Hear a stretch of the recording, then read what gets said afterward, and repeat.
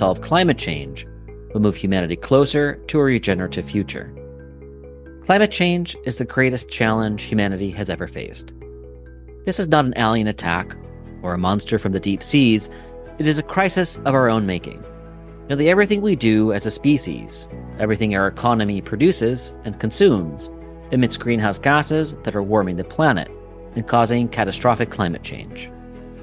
And climate change impacts everything else, from increasing poverty and food scarcity to climate refugees, devastating biodiversity loss, and destruction to ecosystems and human systems that we are only beginning to glimpse of today. So, we have to change everything. And this is where it gets interesting. If we have to change everything, then it can be an opportunity to build a better future by design, a regenerative future that benefits humanity and the planet. Welcome to Chad's Climate Quest, where we will be talking to some planetary-grade thinkers and doers who are pouring their energy, wisdom, and intellect to solving this great challenge in ways that benefits all. On today's episode, we are welcoming Fatema Hamdani, founder and CEO of Kraus Aerospace, a TEDx speaker, a lifelong adventurer and entrepreneur, passionate about solving big, hairy, audacious problems surrounding climate change, wildlife preservation, and global connectivity for underserved and refugee crisis. Now, before we begin our discussion with Fatema, a little bit of housekeeping. First, I want to remind folks that this is the third episode of Chad's Climate Quest, and this is my first Twitter Space podcast. So please be patient with any technical glitches and smile at all of the gaffes. And feel free to send along constructive feedback to help improve the show over time. Second, this is a 30-minute discussion. And if you have any questions, please tweet them in the thread and join the Discord channel for further discussion. Now, thank you all for joining us today. I'm thrilled to welcome you on My Climate Quest. Hi, Fatema. Thanks for coming to My Climate Quest. Hi, Chad. How are you doing? I'm doing great. Where are you calling in from, Fatema? Beautiful San Francisco.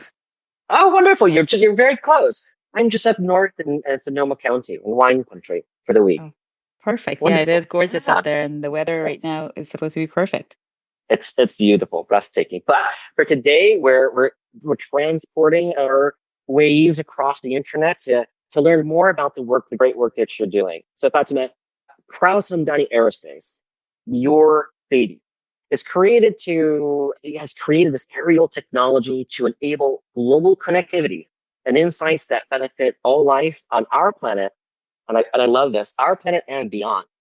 So tell us, what was your pathway to get here, Fatema? And what exactly does Kraus Hamdani Aerospace do? How does it connect the world? And actually, as a side question, who is Kraus? Kraus is my co-founder and CTO of the company, and Hamdani comes from my last name, Hamdani. So that's how Kraus Hamdani Aerospace. In terms of background, Chad, and thank you again for inviting me on this talk. I'm extremely obviously passionate about what's happening with climate and our planet and how we can all be in service and contribution. So I think as all of us kind of get driven by our upbringing and our experiences in life, so have I. I've grown up in multiple countries, grew up in Dubai. I was there when the Gulf War ended. I was there when the Iran-Iraq war ended. And I remember visiting Iraq with my parents just after the war and asking my dad, why are there only women and children in this country? And he turned around and explained to a little girl that men and boys were lost at war. And I had internalized that. And fast forward, I was starting my career across from the World Trade Center in New York City, and Marsh McLennan was one of my customers. That's where the first plane went in on a 9/11, the 96th floor. And I saw the towers crumble in front of me and set up a 48-hour camp to help find the missing. I have always sat at the junction of solving business problems with technology. I connect dots very quickly. So the way of my thinking is, how can we avoid these catastrophic events? And over the last 20 years working in the data intelligence space, the awareness around what is happening with our actions, and that has led to our planet almost screaming out at us, and saying, guys, we need to change our ways. We need to be able to better monitor the impact we're having. We need to be able to bring together the planet closer to support each other and truly take care of each other and the planet. And essentially, that's how, when I met my business partner, Kraus, as you asked, Stefan Kraus, 7 years ago, we were supposed to do a joint venture in financial tech and mobile technology. And as we started talking about it, our meeting turned into 6.5 hour meeting of mind. And he said, we should look at drone and drone technology. And my first reaction to that was that world, right? But as we started peeling that onion, realized that innovation had stagnated in that industry because of the large government and DoD contract and a lot of the large players getting comfortable with the status quo versus challenging how that technology can truly change how we operate. And so when we started looking at that technology, our obvious way of going about it was, hey, how does nature handle long flight? What does nature do? How do birds coordinate and become an effective swarm to carry out things? So that's where today we are flying the longest endurance unmanned aerial platform in its size and weight category in the world. And eventually we'll be building high altitude pseudo satellites that will augment space and will allow us to truly provide that connective tissue between sea, land, air, and space. I know that was a lot of information, so I'll pause there. Oh no, I mean, this is wonderful. It's fascinating. And I think, what struck me was this connection to growing up in a war-torn country and seeing that, the horrors of war, and then coming to New York and working there, being so close to 9/11 attacks and seeing that happen and how that connected you to doing something moving. And the first thing I thought of was ground tech, was actually military applications, of course. And you're saying this is stagnating. How is this tech that you've designed, which also I want to get to biomimicry, so let's kind of pin on biomimicry because I think there's something to talk to you about. But how does this tech that you designed connect to military application, and then how does that can be used as a baseline for going beyond to helping the planet come together?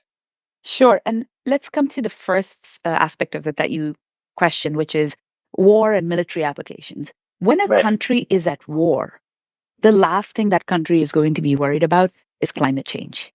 A war is the biggest threat to climate. Right now, we've seen this brought to our doorstep with what happened in Ukraine.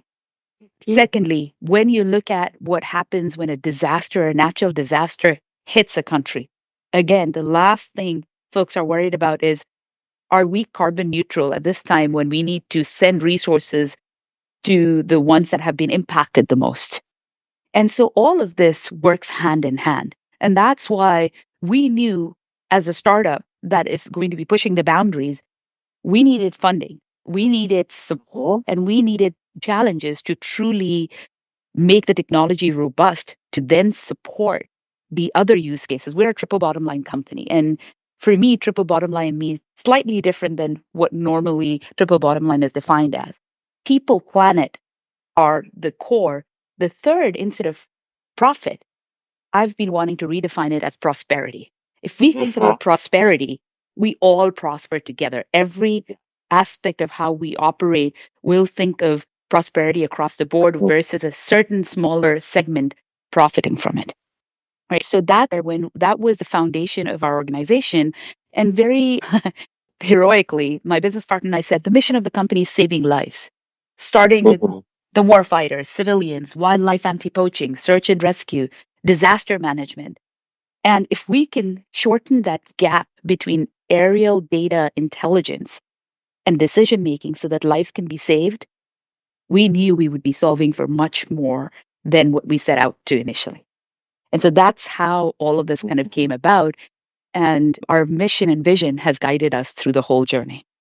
That makes total sense. And I actually think, disaster mitigation is a really interesting framing to help solve the climate crisis. Because everybody's so caught up in the emissions reduction, how we're going to miss reductions. But the reality is we have real natural disasters and economic disasters that are happening today. We all understand what it means to respond to a disaster without ever even mentioning the word climate change, even though climate change is increasing the likelihood of those disasters, and not only the likelihood, but the magnitude of those disasters. And we get it, though, when the government responds, or business responds, or community responds to hurricanes, to wildfires, to severe drought. That's something we can all get behind. Now, my question is there an opportunity to reframe how, or at least, maybe provide that special lens on this climate crisis to frame it as a disaster mitigation that everybody can get behind, without them diving into this year, without diving too much into this year. How talk a little bit about that and how you. Exactly. You kind of hit the nail on the head, right? A lot of times, and Simon Sinek is on my advisory board, and Simon and me have had conversations around it. So I'll take something that he refers to, right? Climate change, the issues are real. Where the world and the planet has not been listening is a marketing problem, right? We have scientists come and talk about climate change and people zone out versus truly bringing it home. And there's nothing that brings it home like disaster at your footsteps. I moved to San Francisco the year that the Orange Day happened, when the smoke and the smog from the fires, and it was 1 in the afternoon, and we needed light, and the entire city, entire northern part of the state was dark. It seemed like we were in space, and I can never forget that. I've experienced it firsthand. I can never forget what I experienced when 9/11 happened. And so for me, this is not somebody else experiencing it. I remember being on phone calls when my friends in Colorado were trying to get their pets out of their house because suddenly the fire was raging in where their neighborhoods were. So all of this is very real. Even right now when I'm talking to you, I have hair at the back of my neck standing up because it's real. Right? And simultaneously, is there a way that we could mitigate it early? PG&E went out of business. There was a spark that led to one of the largest. Is there a way that we could have stopped it? And that's where persistent aerial surveillance comes into picture, closer to Earth. And that's what we provide today. One of my smallest aircraft has already flown nonstop 26 hours and can fly up to 340 hours, depending on the latitude it's flying. You suddenly are talking about pseudo satellites that don't need orbit, are closer to Earth and can enable not just monitoring, but also can become the best cell towers in the sky. So, one aspect is mitigation and monitoring. The other aspect, which is a core foundation of a lot of disasters, a lot of different things that are happening, is communication. When the hurricane hit Puerto Rico, they had the supplies. What went down were all of the communication channels, so they couldn't coordinate the delivery of the supplies. That's what happened in the Philippines when the hurricane. Most of the smaller islands were left without any kind of communication. Nobody knew what was happening. Were people harmed? Did people need help? So, in order for us to truly manage a disaster effectively, first is avoid it. So, can we do monitoring over large areas beyond line of sight to allow rapid detection and avoid catastrophes? Second is during the catastrophe, please do not send a manned aircraft over smoke where you're putting human being in harm's way further to what the disaster is doing. And then finally, rebuild. Today, what's interesting is when you actually go to FEMA, they have no way of truly monitoring how rebuild and funding of that, the funding that's needed for rebuild gets allocated and is it being effectively utilized. You need, again, efficient and effective monitoring across the board for that over long distances. And geospatial data is not enough. It's not enough. But my question, though, Fatima, is this, because it sounds like there's a very clear application for this to have an early warning system to be able to detect potential disasters. And then clearly, you just described, there's a way that we can best see where those areas are most effective to allocate resources in an intelligent way to provide that communication, which is, I just think it's fascinating. I want to talk about the technology in just a second. But the first thing that comes to my brain is this an adaptation solution? Is this a way, managing the crisis, lessening what's already happening, going to happen, or dealing with the response? I mean, we clearly know that climate change is happening.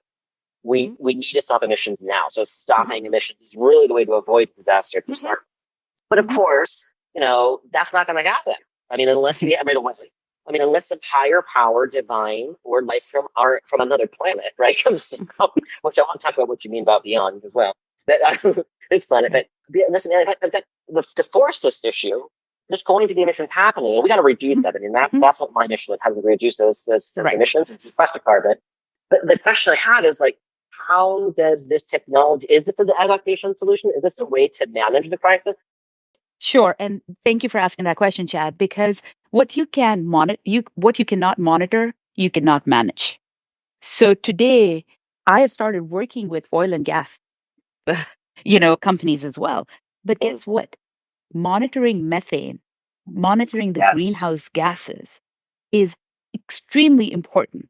The way I was sitting with National Geospatial Agency, and they said, Fatima, we've not had kind of technology where I can tier in different assets at different altitudes to truly measure what's happening within the environment and monitor all of the gases truly. We're working with a payload company that can help us monitor 1 in trillion air particles, which means true methane detection and Yeah. monitoring, true carbon monitoring. That is why I am so motivated in even working with the fossil fuel companies that are actually making a change and are truly wanting to move away. And how can I help them, enable them to move away from what is causing these emissions faster? Mm-hmm. Right.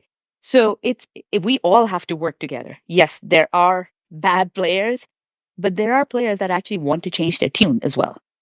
I mean, one day I think over a glass of wine, you're going to have to tell me about who those oil companies are because I'm not 100% convinced. But No, and Chad, I am not either. So trust me, I so am extremely, extremely cautious, extremely cautious. And you have to be. simultaneously, you get to truly have an open dialogue. One thing that we learned, we've had all of these political ups and downs that we've all experienced, is when we stop truly listening to each other, when we stop kind of noticing what is true for others and just not focus on what is true for us, that's when we create massive issues. And in order Mm-hmm. for us to solve these huge problems ahead of us, we do have to have a dialogue where we're listening to each other and others that we might, on the face of it, not agree with.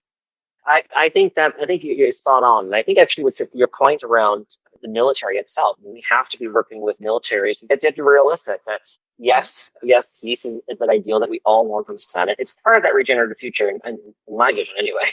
Yeah.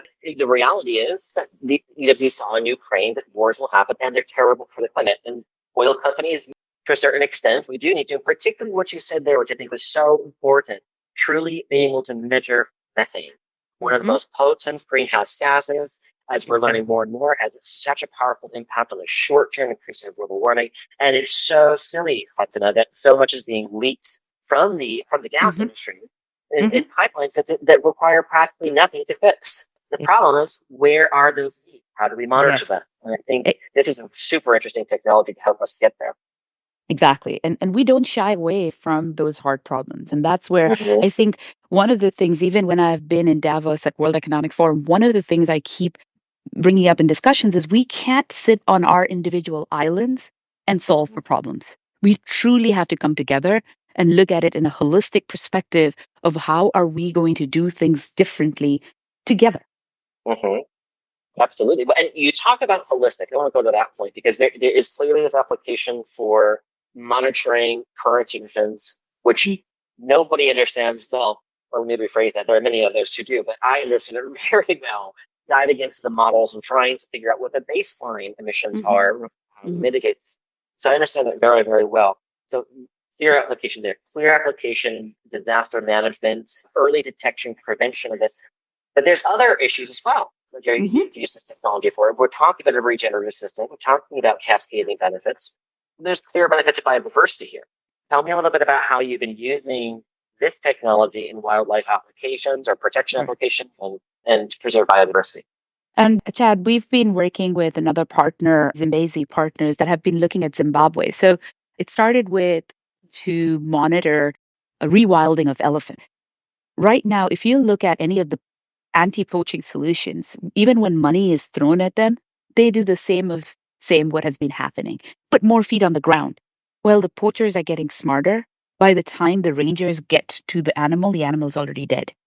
Mm. And so we need to stay ahead of the technology curve to truly solve for that. So when we started looking at this project, and like so many others, these projects all suffer from lack of funding. So before I even go into the technology, let me point out there are technology teams that are coming together that are going to change how any of these can be handled. But we need funding. As a Mm-hmm. startup that has taken this beacon and has kind of been wanting to work on this, funding is still not coming in the right way. So that's one of the foundational problems here. The second aspect of let's come to wildlife anti poaching. When you look at, let's take the example of elephant rewilding.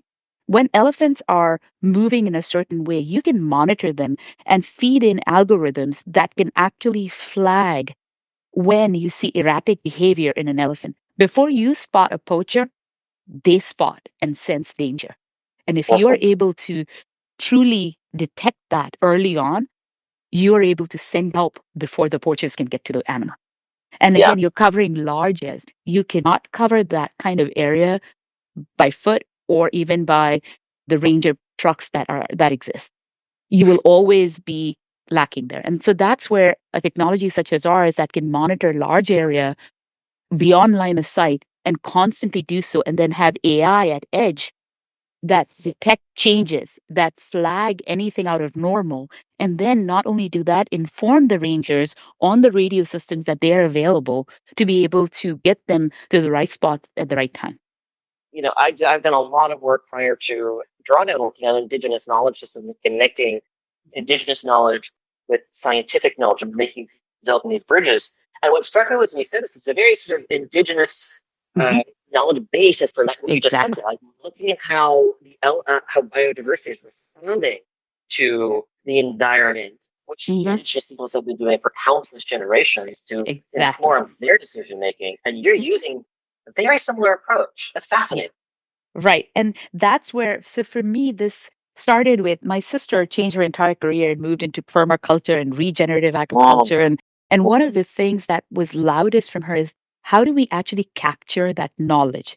And I come from it as, hey, how do we use AI or machine learning to truly help us guide with that knowledge and not just use from the technology for the sake of technology, but really build systems that are human and technology in partnership and are also able to use, as you said, indigenous and tribal knowledge that has existed. They know how to be stewards of land. Can we bring in their stewardship knowledge into how we are designing these systems and learning from that? And then that way we can create first response systems faster and better as they would. Absolutely. And I feel like this is a good moment because we do have only a few more minutes left, and I hope we can stay with me for a little extra time because I'm having this lovely conversation with you. But I think it's a good way to like kind of circle back is what is the technology itself? And you talked about, annihilating a flock of birds. And what came to my brain again was biomimicry and the Mhm. amazing work from Janine Benyus and the crew at the Biomimicry Institute has now spread to this amazing discipline. And the reason I bring it up, because again, it sounds like you're thinking about ways to connect local indigenous knowledge and traditional knowledge to the scientific approach, but also looking to biodiversity itself. Can you talk a little bit about your journey and how you designed this Yeah, technology? absolutely, Chad. So when we started, we knew there were four massive issues we needed to solve for. How far the fixed wing UAV could travel from the operator who's operating the UAV, how long they could stay up in air, how easy it would be to integrate things into it, and open architecture, open APIs, so that you could plug and play things to bring in different solutions rapidly, edge based processing, and then finally, operational footprint. If you need a team of 25 trying to operate a manned platform, you might not have anybody in the cockpit, but it's not unmanned. And so today, we knew we could learn from birds that are flying long distances. When you look at birds, they're not constantly flapping their wings and exerting energy. So we have utilized multiple naturally occurring energy sources, including integrating photovoltaics or solar panels in an airframe that has been optimized for generating energy using solar. Simultaneously, we use hot air rising from the ground. So if any of you guys are glider pilots, they use what are called thermals as well as wind or orographic lift for flight versus exerting energy. We use things like ram air turbine for being able to generate certain small energy sources for payloads on board, and then use AI to create 3D models. We are Wow. monitoring environment constantly and then creating those 3D models of the environment on board so that the aircraft is very aware of what is happening and is optimizing its flight based on environmental conditions. There are times when we use thrust only 10 to 20% of the flight time. All of the remaining is utilizing naturally occurring environmental conditions for flight, right? And so that's just one Mhm. example. When I said a flock of birds, we have written code that does mission based swarming. If you look at swarms of ants or any of these, they're That all sounds a little very, scary, I have to say. Mission-based swarming. it's actually, if you want to provide communication over 350 nautical miles of rural area where there is no connectivity, there are worst refugee camps you can think of with no Yeah. connectivity. If the aircraft can fully autonomously understand its capabilities and the capabilities of every other asset in the flock to optimize and make sure coverage never drops, that's how you can provide communication effectively and efficiently over areas that most telecommunication companies don't want to support unless they're forced to.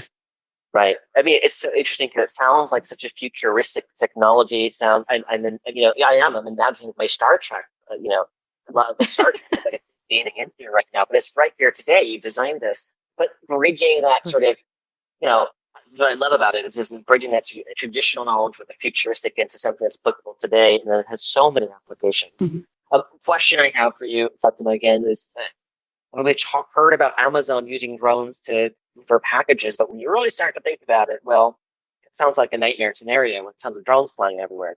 How does this tech? What is the the most efficient use of this technology in order to achieve the outcomes that you're It talking depends on, again, the mission we're kind of are. Is it about? methane monitoring? Is it providing communication wireless services? Is it, so it all depends on what is being addressed. And whether we like it or not, we will have to figure out how the aerial tier plays into everything we're building in the future. Where airspace deconfliction, that's where true urban air mobility is a key part of how we're looking at it. We are working hand in hand with FAA. We're also building higher altitude assets, means assets that can fly 65 to 85,000 feet above ground level. Our regular commercial aircraft goes up to 35,000 feet, maximum 40,000 feet. So if we're able to have assets that are able to fly for months at 6 to 85,000 feet above ground level, being able to carry larger sensors, payloads, digital phased array antennas, you're then able to provide these services out of the regular, altitudes that most traffic will be flying in. And so those are some of the things. That's how you truly are augmenting space or complementing space. I see. What is your vision for regenerative future? What does regenerative mean to you? When we say regenerative, right, we are at the core of it. We're solving, and for me, I go to technology. A lot of times, one of my other friends who wrote the book Humanification, he had said something like, how can we utilize technology to allow us the time and space to come back to our humanness again and get out Mhm. of that, mindset of 9 to 5 mindset, non-creative, because that is where regeneration happens. If we come Mhm. back to our humanness, our ability to be creative, that's where we've built 100% electric asset, where everybody's been, in order to fly these things, have been using fuel. Our asset is Mhm. 100% electric. We're generating energy every time we're flying Mhm. so that we can stay up Mhm. without burning through fuel. So in everything we do, we think regenerative. It's not one thing, or it's not how do you create jobs for tribal folks that are opening up their land for us to be able to fly over them.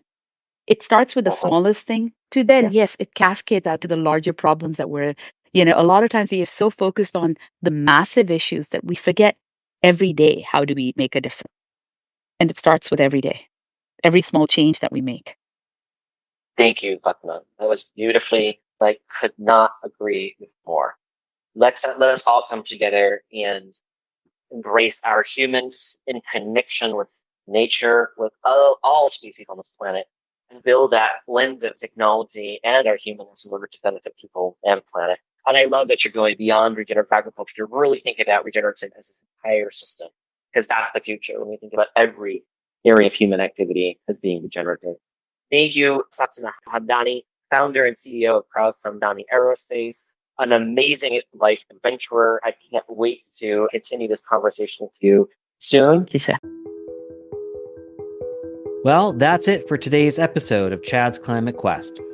Stay tuned for our next episode when I will be talking to another planetary-grade thinker and doer, implementing real solutions to create a regenerative future. Thank you all for joining us today. I'm thrilled to welcome you on my Climate Quest.